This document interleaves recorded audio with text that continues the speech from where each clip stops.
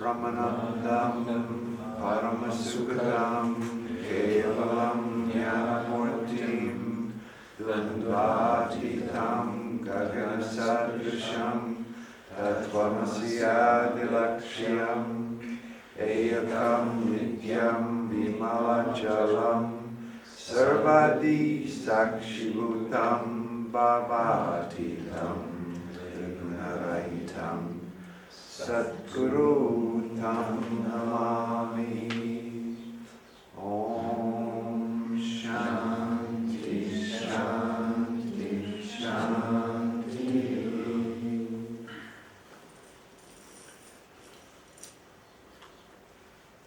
I'm going to quickly translate that, because those people that said that they know this mantra, do they know the meaning of it? I know, but I don't think anyone got it. You explained it already. And I already explained it. It's on tape somewhere. Okay, and we let it go. There's two little phrases in there. One is tatvamasiadilakshiyam, which means that which is the essence of the sentence tatvamasi. The essence of tatvamasi is that one non-dual reality. It doesn't mean there's a tat and a tvam, a that and you, and somehow they're joined or unified. It means one reality. Tatvamasiadilakshiyam. And the other is, and the whole unique thing that we're taking in this class is sarvadi sakshi bhutam. It is the witness of the intellects of all beings. That means that kshetrajna, that witnessing consciousness, that's the witness of my intellect, every thought that's arising. The Upanishad says, Priti bodha viditam matam. This reality is said to be known with every thought. With every thought, it's there present. Priti bodha, with every mental modification, priti bodha viditam, it is known. It's never hidden. Every time a thought arises, that witness has to be there. It is said, matam, it is thought to be known with every thought. Priti bodha viditam. And we have a new member here.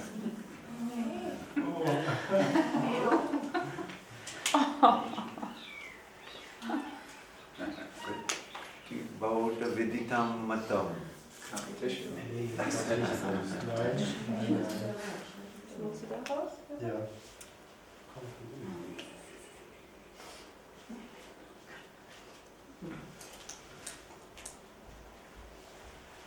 That whole mantra is nothing but talking about the highest reality. Every single one of those descriptions. Kevalam jnanamurtim. Ekam nityam vimala achalam. Without any defects, never changing. All of that. Satguru tam namami. That's the same as that Guru Brahma, Guru Vishnu, Sakshat Parabrahma. That the absolute reality is the Guru. It's the same exact thing, and that Guru is that full description. All of those words, that's who the Guru is. Your own self. He's the witness of your intellect. Okay, so this morning I thought I would kind of keep it a little lighter. I wanted to say a few comments. We won't get to the text probably this morning, but so I'll just make a few comments. One is, I was thinking that for those of you, and I think most of you here, of course you're interested in spirituality or you wouldn't be here. You're interested in yoga and Eastern ideas and things like that. And you all may have had many teachers, and you see, you walk around here, there's many pictures of saints and sages, and you've heard of other saints and sages. And you may have gotten the impression that I'm very critical of all of them. And I kind of negative towards these teachers. So I want to clarify where my position is with this. These people like Swami Shivananda, Swami Dayananda, Swami Chinmayananda, these are all great saints. They're sadhakas. They did tremendous work for Vedanta. And in many ways, I shouldn't even have the courage to even say a word about them, a person like me.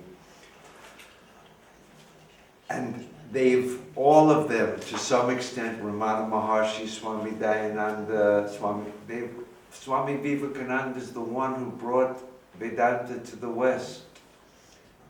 If it wasn't for him, hardly anyone in the West would have even heard of it. Swami Dayananda was the first one to bring out the traditional Vedanta, the emphasis on Shankaracharya.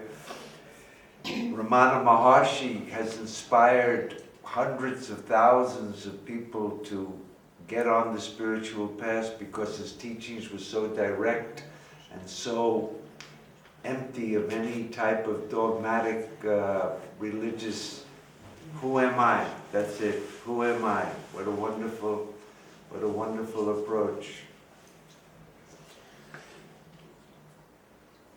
My only criticism is that, I'll say one more word about this.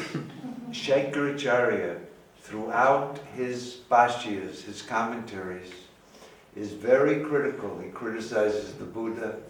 He criticizes the Buddha. He criticizes all these other Advaita Vedantins. He criticizes all of the Vaishnavas. He criticizes all of the Jain saints.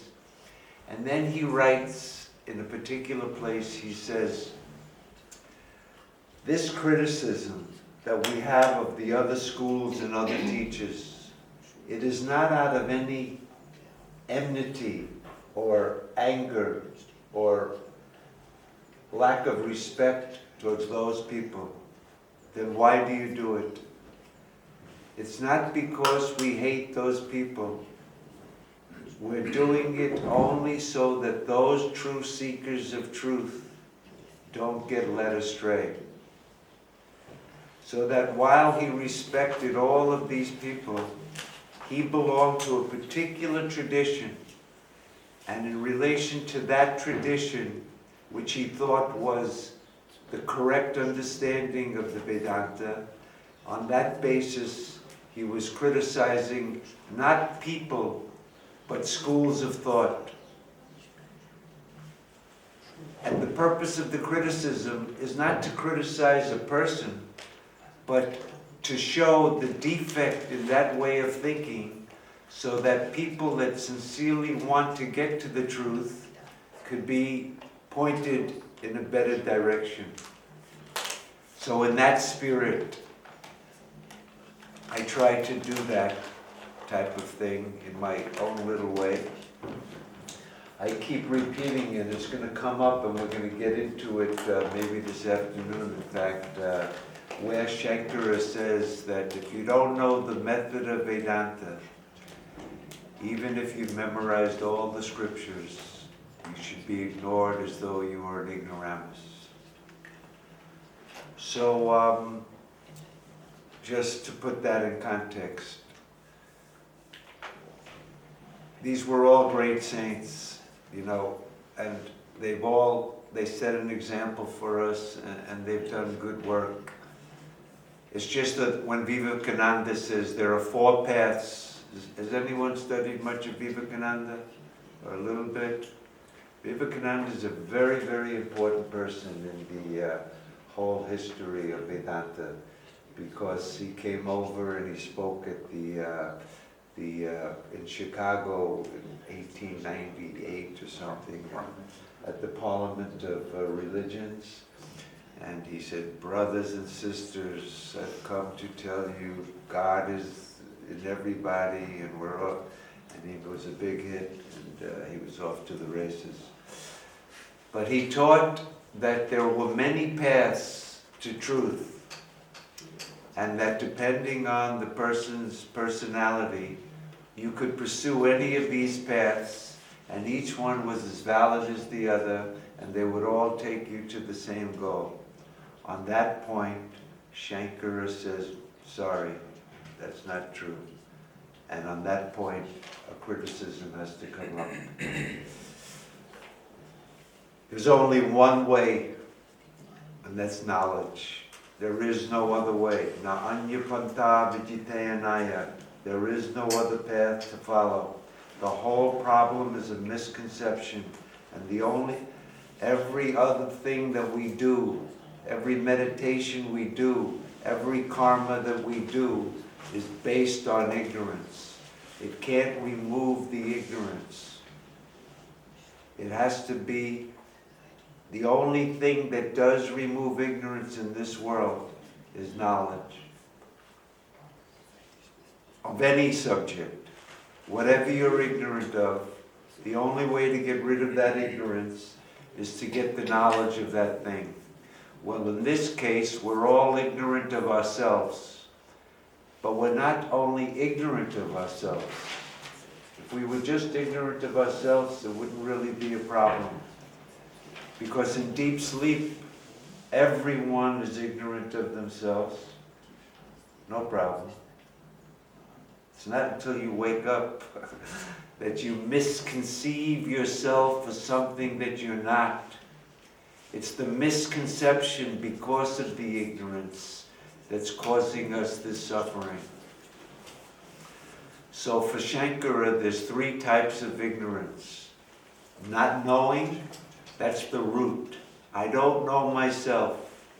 And because of that, I've misconceived myself. So avidya, ignorance, misconception. In Sanskrit, that word is called Adhyāsa. A misconception means, Adhyāsa means to take one thing and superimpose it on something else that's not really belonging to it. To take a rope and superimpose a snake on it. I don't know the rope, that's ignorance. Because I don't know the rope, that gives me the possibility of misconceiving it as a snake. That snake is called the superimposition, an adhyāsa.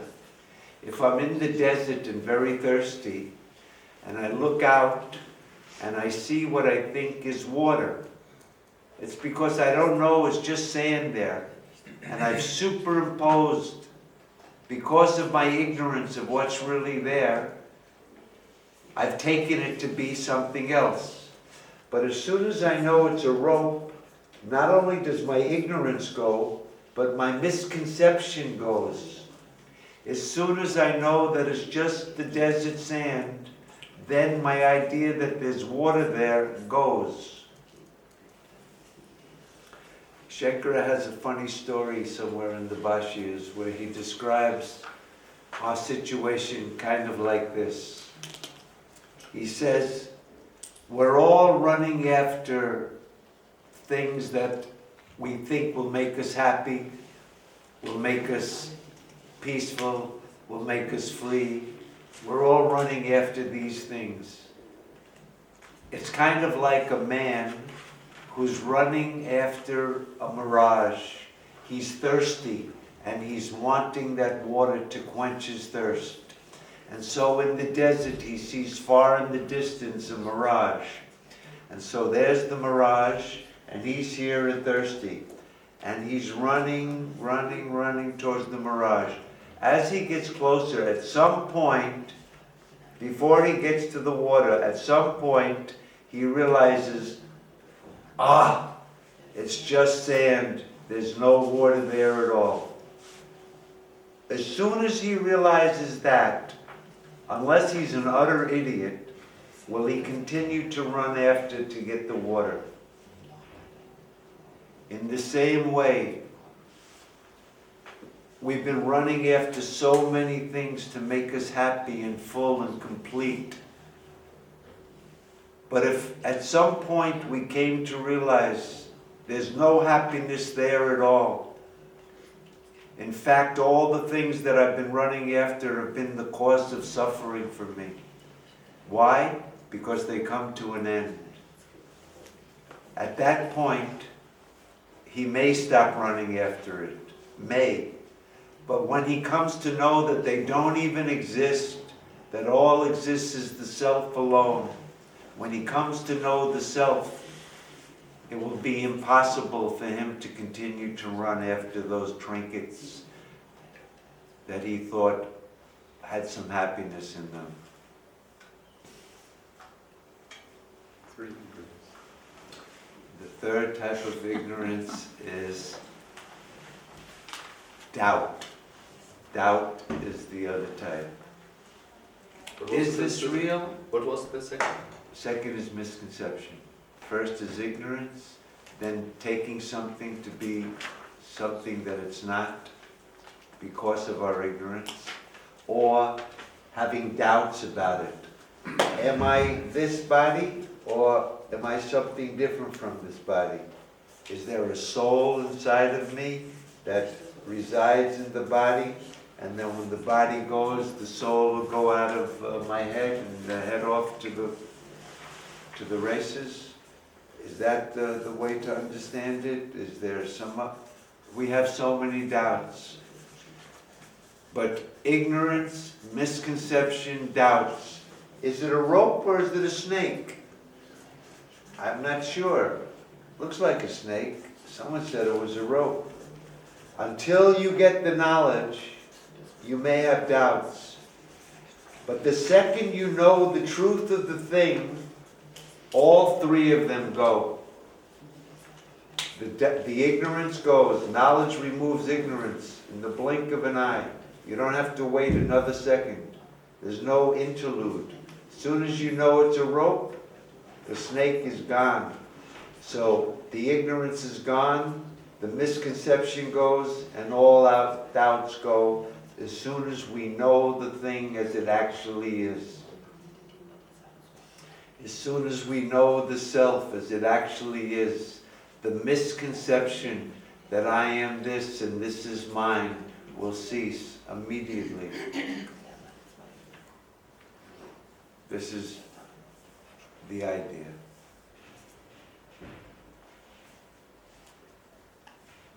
So the criticism of these other great saints and sages is only from the point of view of trying to point out what is the ancient Vedantic position on these subjects, so that we as seekers of truth can understand that there's another way of looking at it, different than the way that's been presented by these saints and sages.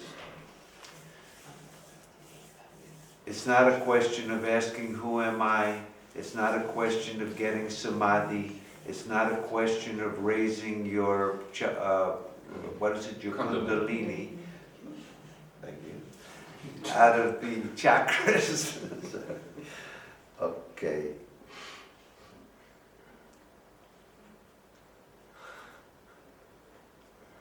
Okay. I'm not going to say anything more about kundalini and chakras and stuff. But I will tell you that nowhere in the Bhagavad Gita is there a mention of any of that. Nowhere in the Upanishads is there a mention of any of that. If there is such a thing, somebody will bring it to my attention. It's not Vedanta. It's Tantra.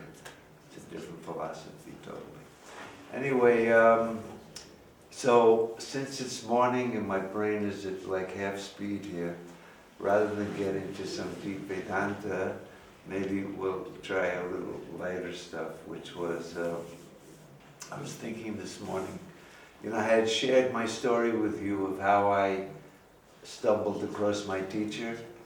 After Swami Dayananda, on the train, I found the book, and I went to Swamiji, and he couldn't answer my questions, and then I went to my teacher, and he answered my questions. I thought I'd back it up a little bit more, back to 1967. So I had left my home, this will be a 10-minute story, and then well, maybe we can have a little discussion for 15 minutes. Hopefully somebody, Question and answer. yeah, questions and answers. But somebody came up with some new questions over the evening, maybe, and we'll see. But anyway, or maybe this story will raise some questions. Because there's another tradition that became very famous in the West. Some of you may have heard of it. It's called ISKCON, International Society for Krishna Consciousness. Hare Rama, Hare Krishna. Yeah? No? Hare Krishna. Hare Rama. ISKCON, yes. ISKCON. Yeah? I've never heard Oh, ISKCON. it's what are they call them the Hare Rama, Hare Krishnas. Hare Krishna, Hare Rama. Hare Krishna, Hare Rama. So, in 1968, I was living in the East Village of New York City, living on the streets, and in those days, young people that had no money, they would stand on the corner and panhandle. You know panhandle? Excuse me, spare change for money? Spare change is like that, I told you the story of the woman in the train station, right? I was doing the same thing. Spare change for, and I was living, they had in the East Village in New York City. Has anybody been to the East Village in New York City? Yeah? So it's all tall apartment buildings. And in those days, you used to be able to break into the doors were open downstairs, or you'd wait till somebody goes in and you go in with them. And then you walk up to the very top floor, and in order to get onto the roof, there was one landing where you'd open the door, you'd be on the roof, and on that landing I would sleep. So I was sleeping up there, panhandling on the streets, wandering around and doing whatever I was doing. So one day I'm walking down a street and I hear Hare Rama, Rama Rama, Hare Hare. And as I'm walking, it's getting louder, and a guy comes out. He's got a shaved head with one of those, you know, they got the hair in the back, shaved head with the hair. And I never saw anything like this. So he says, "Hey, you want to come in and chant?" So I said, "Okay." So I come in, and it was a storefront that they converted into a temple. Somehow they had 3 floors in this building, and on the bottom floor, which used to be a shoe store, they made it into a temple. And I walked in, and there were seats like you're sitting in, and in the front was a whole, what would you call it, like a puja thing, with pictures of Krishna and flowers. And in the center is sitting this guy. He's got robes and he's wearing garlands they got on him, flowers. And that was Swami Bhakti Vedanta. Anyone ever heard of Swami Bhakti Vedanta? He's the founder of what's called Internet ISKCON. So I sat down in the back, and within 5 minutes, I memorized the mantras. Are very difficult. Hare Rama, Rama Rama, Hare Hare, Hare Krishna, Krishna Krishna, Hare Hare. You may sing it here. It's become like the mantra in the world. He did that. So he came over, and all of his disciples were a bunch of hippies. He picked up the hippies that were hanging around in New York City. That was his original disciples. Every single one of them was, not every, the vast majority were just a bunch of hippies that were hanging around. Hey, this is nice, Hare Rama, Hare Krishna. So I'm sitting in the back and I'm singing it and I'm liking it. Hey, this is interesting. And I look up on the stage, he's sitting there in the middle, and 2 things happened. He gave out a big belch. You know, belch, you know. Burp. Big one. And he wasn't, you know, usually in the West when we belch, we, you know, excuse me or something, you know, he didn't care at all.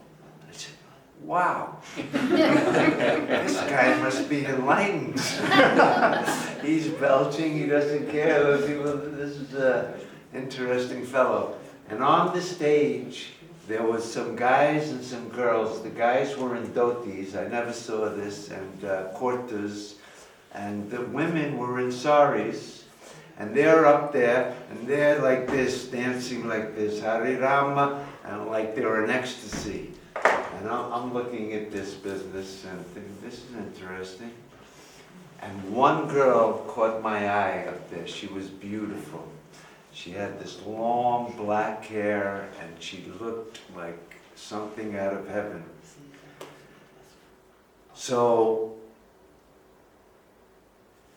at the end of the first kirtan, I went up to the guy, I said, how often do you do this? He says, we do this every day. You come 6:30, we do this every day. So I went back out on the street and did my thing. The next day I came back, and sure enough, that girl was up there again. So I did the whole kirtan, and while I was doing it, I felt like I was kind of transported. It was kind of, I liked the feeling that it gave me. And I saw how happy she seemed. So at the end of the kirtan, I went up to her, I said, excuse me, can you explain to me what this is all about? Can I buy you a cup of coffee? So she says, yeah. So we went across the street, and we had coffee together, and she handed me a book. And the book was called The Bhagavad Gita as It Is, by Swami Vedanta. She said, here, you take this book, you could know. So that's when my first contact with the Bhagavad Gita was. And she said, all you have to do is sing Hare Rama, Hare Krishna, and it'll purify your mind, and Krishna will come into your life, and he'll bless you, and etc., etc. So we finished the coffee, I walked her back to the temple, and she was in a sari, but she had a jacket on, and she went, and she was living in the temple. So it became my habit to go back, and I really got into the chanting. I liked it a lot, and I would keep asking her for coffee after the kirtan to tell me more about Hare Rama, Hare Krishna philosophy. But I was getting very attached to her. And at that time, I was wandering around because I was living on the street. So this was on 2nd Avenue, but there was a place on 6th Avenue, actually 6th Street, and there was a sign, I'm walking, and it says, Ramana Maharshi, Arunachala Ashram. So what's this? And I walk in there, and there's this guy who was from Vermont, and he would come down, and he was teaching Ramana Maharshi's philosophy. And there were about 10 people in the room there, and he starts talking about, you have to ask the question, who am I? The main question is, who am I? There was no talk about Krishna, no talk about Hare Rama, Hare chanting, or Krishna saving you from samsara. It was about, just ask the question, who am I? You want to meditate? Who wants to meditate? I do. Who am I? You want to do spiritual practice? Who wants to do spiritual practice? I do. Who am I? You want to go to heaven? Who wants to go to heaven? I do. Everything comes back to the I. So ask the question, who am I? Wow, this is unbelievable. No religion, no beliefs, just an inquiry into the nature of the self. This is much better than Hare Rama, Hare Krishna business. So I start taking with me, and I read every single book I could on Ramana Maharshi. And I got into it, and I told you that in those days I was having this problem. I was going up and coming down. And in those books it said Ramana Maharshi went up and he never came down. So I got the idea, I'm going to find someone like Ramana Maharshi. And you know what? Oh, by the way, that girl's name was Rukmini Devi. So I said, I'm going to go to India and I'm going to find someone just like Ramana Maharshi. Forget this Bhakti Vedanta business. This is the real deal. And Bhakti Vedanta was a theist. Krishna is God, you are a soul, and you and God are eternally different. The best you can be is his das. Krishna das, Vishnu das, you are das, a servant, and God is the one you serve. You never become God. But Ramana Maharshi was Advaita. You'll realize that you are that supreme reality. And that, of course, was in accordance with all of my psychedelic experiences, so I like that much better. Except with psychedelics, you keep coming down. And the whole problem was I wanted not to come down. So I got the idea, I'm going to go and I'm going to convince Rukmini to leave the Hare Krishna movement and come with me to India, and we're going to find Ramana Maharshi together. So, and I was a mess. I was living on the streets. I could hardly take a shower. Once in a while, I found there was a Russian bath that I could take a clean up in. So anyway, I decided, I got up the courage, and I'm going to do this somehow. I'm going to ask her out for coffee, and in the coffee shop, I'm going to show her Ramana Maharshi, and I'm going to tell her, this is the thing, you and me will go to India, and we'll find Ramana together. So I got to the temple, and I went in, Bhakti Vedanta was there, all the guys were there, but Rukmini wasn't on the thing. For the first time that I had gone there, she wasn't up there dancing. So at the end of the kirtan, I went to one of the head Swamijis. His name is Swami Ramananda. He's a big guy, about 6'4", heavy guy, he became famous later in one of the main guys after Swami Bhaktivedanta died. Anyway, I had become a little friendly with him, and I went up to him and I said, Swamiji, where's Rukmini? He goes, oh, Rukmini? She was married last week. Married last week?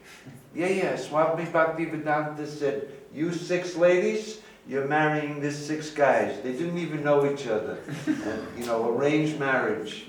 And that was it. Rukmini was married. So I said, oh gosh, I'm going to have to go to India alone. And that was it. So I never saw Rukmini again. And I bought a one-way ticket to Luxembourg and hitched to India. I told you the rest of the story there, to some extent. So, but all those years I always wondered, whatever happened to Rukmini? Did she really stay with the Hare Krishna people? Did she really stay with this theistic, that when you die you're going to go to Vaikuntha and you'll be there with Krishna and all the devotees and everybody's going to be happy and you'll be there? Is that the kind of nonsense that she was going to stay with? No, couldn't be. But who knew what happened? So I came back, of course, from India, and but I never lost my love for chanting. How many people know Swami Dayananda or of it? So he loved chanting too. Every class starts with chanting. He loved chanting. He loved to lead the chanting. And he had a really good energy with it. So he did kirtan, and I always loved kirtan. I still love it to this day. I'm very friendly with the most famous kirtan wala in the world right now. Ever hear of Krishna Das? He's a good friend of mine. He lives in my neighborhood. And, he's in Germany right now. What's that? Krishna is in Germany. He's touring Germany. Is he in Germany? Yeah, I was just with him in Hawaii about a month ago for a retreat with Ram Das. And we're fairly good friends. We know each other. We have a lot of mutual friends. And there was another guy who's better than Krishna Das. His name was Sham Das. Anyone ever hear of Shamdas? Anyone ever hear of Neem Karoli Baba? So Neem Karoli Baba had 4 dasas. Krishna Das, Shyam Das. Ever hear of Bhagavan Das? He, Kirtan, and there was one other Das, skipping my memory now, is famous. Ramdas, the most famous of all of them, right? Said his name up Hey, this is me, what can I say? So, these are the dasas, they got the name, and it's very funny because Neem Karoli Baba never taught anybody anything. So, Krishna Das is like a Buddhist Hindu. He says it's all the same. Shyam Das became a Vaishnava and thought that Neem Karoli Baba taught dualism. Ram Das, of course, is Advaita. He teaches non-dualism. So even though they all had the same guru, they all have different philosophies, which shows that without a teacher, you just bring your own ideas to the table. So anyway, to make the story, so 40 years later, 50 years later, this is maybe 5 or 6 years ago, well, 8 years ago or something, I'm in Woodstock and there's a kirtan and I'm attending the kirtan and the person's name is Gorvani. Anyone ever heard of Gorvani? Ah, big guy. I go up to him, I say, boy, that was a good kirtan. You're really talented. I really enjoyed it. He says, yeah, I was born into the Hare Rama, Hare Krishna movement. I said, really? I met Swami Bhakti Vedanta. I met Swami Bhakti Vedanta. Because that's a big deal for these people, because it's just like meeting Jesus Christ. So I met Bhakti Vedanta. I was there in the beginning. I said, you wouldn't happen to know anybody by the name of Rukmini Devi, would you? And he looks at me, he says, Rukmini Devi? Rukmini Devi's my mother. Rukmini Devi's your mother? I could have been your father. I should have been your father. He says, what do you mean? I said, I know your mother from 1968. She's still with the movement? Still with the movement. She's like in the board of directors. She's one of the main she's absolutely in the movement. So I said, do me a favor, tell your mom that if she ever comes to Woodstock, an old admirer of hers is around who would love to just say hello to her. So sure enough, she comes to Woodstock. The story's getting long, and then I thought I'll end it with this. She comes to Woodstock, there's a kirtan, and she's sitting in the front. Gorvani was doing the kirtan. She came to hear her son do the kirtan. And I'm in the back, and I look over, I see she's over there. Now I'm old, so I couldn't recognize her. She's got gray hair, that beautiful black hair that I always pictured was gone. And she was an older woman now. We're now in our mid-late 60s, and you don't look like you looked when you were 20. So I went up to her, I said, Rukmini, yes? I'm the guy that used to take you for coffee back in the 60s. Do you remember me? And she looked at me, she said, no, sorry, I don't remember you. Oh, are you sure you don't remember? I said, well, anyway, just to let you know, I fell in love with you back then. I've been thinking about you for 40 years. I wish you good luck. And that was, so I was there in the beginning with Bhakti Vedanta and the Hare Krishnas. He inspired a lot of people you can imagine, at least into spiritual life. But I'm very critical of Swami Bhakti Vedanta. That type of philosophy gets me nauseous, in fact. I can't stand it. But as far as him being a holy man or a saint or living a sattvic life, I can't touch his feet. I'm not like that. I'm like you guys. So this is the situation. But nevertheless, I'm going to criticize him if anybody says that that philosophy is the correct understanding of the Bhagavad Gita. Krishna says, Aham Atma Gudakesha, Sarva Bhuteshu, I am the self in all beings.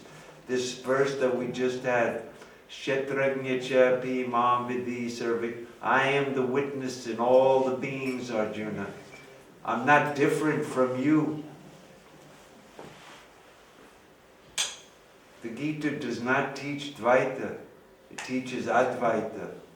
If we actually had the time to take a Bhagavad Gita class, then it would become very clear that you could not interpret this Gita as Dvaita unless you wanted to twist the whole thing into a mishmash.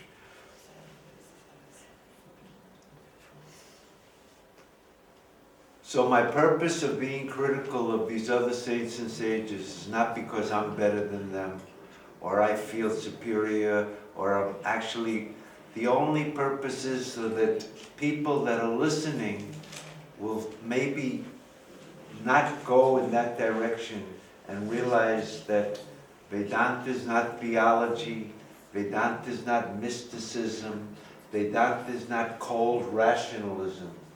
It's a spiritual tradition, an ancient spiritual tradition, where it introverts our minds, and then the Guru does something very special that I'm going to talk about, the very method of teaching, where when the mind has become purified, when it's become qualified, when it's filled with humility, control of the senses, control of the mind, when you become ripe enough, then this teacher is able to point out a truth that can't be described by words and that can't be conceived of by the mind. The method of Vedanta. I did a YouTube video that's called The 5 Fundamentals of Vedanta. And those 5 fundamentals were the concept of the self as the witness. That's the most important. The witnessing consciousness is the self. Point number 1. The second most important concept, number 2, fundamental, what is the nature of ignorance? What is ignorance in Vedanta? What exactly is it? How does it come about? Who has it? How do you get rid of it? All of that. What is ignorance? Ignorance is taking the witness to be the witness, to mix up the self and the not self, to misconceive the subject for the object. There's no other ignorance than this. That's the second fundamental. The third fundamental is the difference between doing something and knowing something. By doing something, you can never get the knowledge of the self. But by doing something, you can purify your mind. So there's some things to be done, but those things will never remove your ignorance. At most, they can make you eligible for knowledge. But only knowledge can remove ignorance. What is the difference between knowing something and doing something? This discussion, because the whole Gita seems to be telling us what we have to do. And I'm saying no matter how much you do, you'll never get rid of your ignorance. So is there a contradiction? That has to be made clear. What's the difference between doing and knowing? The fourth point is, in Vedanta, there are 2 perspectives.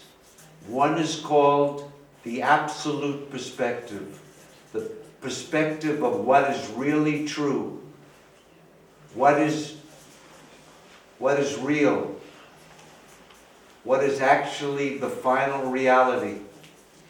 That's called paramartha. the highest truth, the real truth. When ignorance is gone, what is that absolute point of view? It's called paramarthika drishti. A drishti is a viewpoint.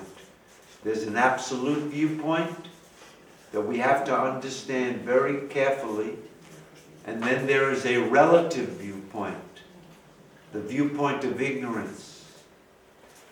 The relative viewpoint is the point of view of ignorance.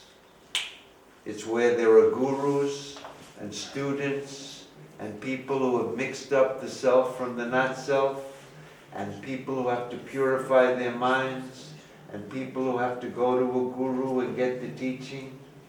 All of that is what viewpoint? Somebody. The point of view of ignorance. If you don't understand clearly these two viewpoints, the relative and the absolute get mixed up, and the whole Vedanta is incomprehensible. And the final fundamental is this method of Vedanta. How does Vedanta function?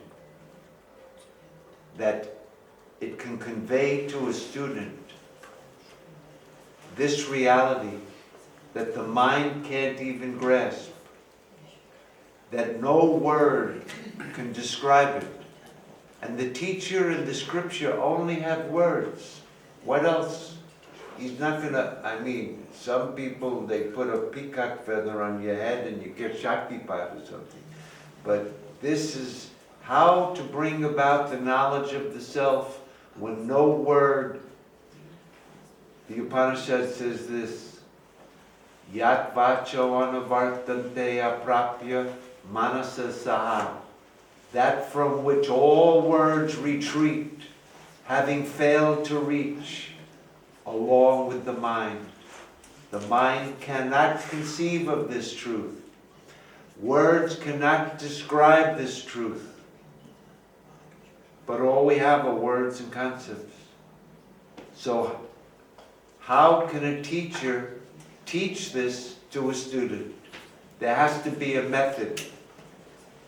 This is the method that Shankaracharyas says, if you don't know this method, though you've memorized the whole scripture, you should be ignored like a fool. I keep repeating this phrase here, because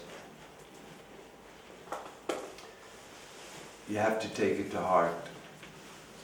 Does that person really know the method of Vedanta? If he doesn't, no matter how saintly, Mother Teresa, she's taking the lepers on the street, picking them up, bringing them feet. A saint. Did she know the method of Vedanta? It sounded very Jewish. Vedanta! Anyway, she didn't. She's a saint. We can hardly think of a person who would, sacrifice their life for the needy and that type of saintliness. But a saint is not a jnani. A saint is not a jnani. A holy man is not a jnani. You can be a holy man and not a jnani.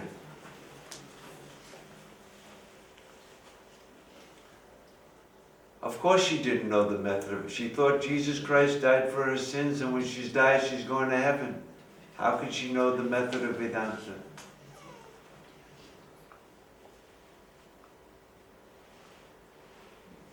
So the fifth fundamental is that we have to know what is this method of Vedanta. And this chapter is a very beautiful example, we haven't gotten into it yet, of the very method of Vedanta in the scripture. This is not Shankara's idea. This is not the Gita's idea. Every single Upanishad uses this method. Most scholars think there's no philosophy in the Upanishads. One Upanishad talks about the 5 koshas, the 5 sheaths. Another Upanishad talks about the 3 states.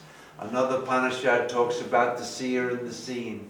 Another Upanishad talks about purifying your mind. there are anecdotes and stories and parables, but there's no philosophy in the Upanishads. If you read them by yourself, you'll find no philosophy. It's a bunch of rumblings and ramblings of the rishis. What did they know? What did they know about what we now know in the world, about astrophysics? What did they know about evolution? What did they know about cognitive neuroscience? Nothing. They were just rambling on. There's no philosophical content to the Upanishads.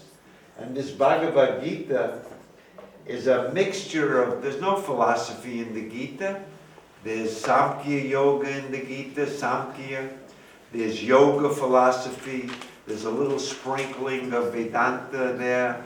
There's a mixture of theology. There's a mixture of Mimamsa. You can find, but a philosophy of the Bhagavad Gita? Not likely. This is what modern scholars think about the Gita, the Upanishads.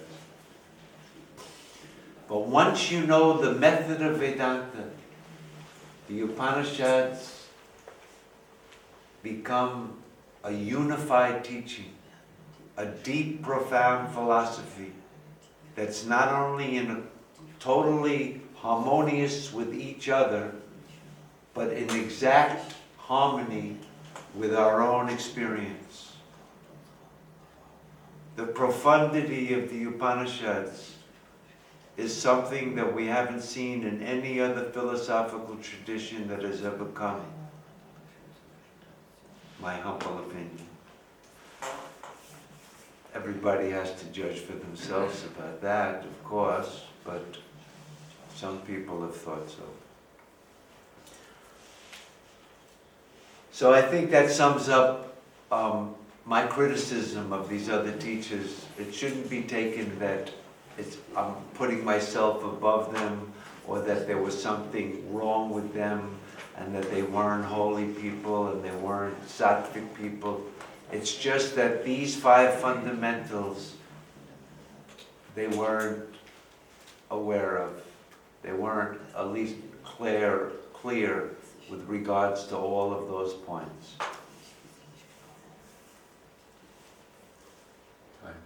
Time. No questions.